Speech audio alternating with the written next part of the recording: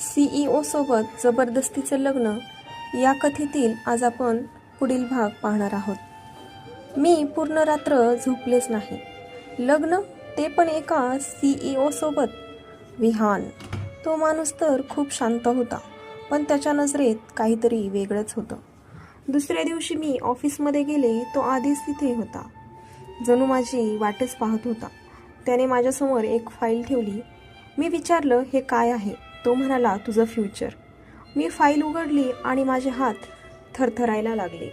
त्यात लिहिलं होतं, मॅरेज अग्रीमेंट. मी रागाने म्हणाले, हा जोक आहे का? तो शांतपणे म्हणाला, नाही, ही डील आहे. मी ओरडले, मी हे कधीच मान्य करणार नाही. तो हलकसं हसला आणि म्हणाला, विचार कर, कारण ही तुझी शेवटची संधी आहे.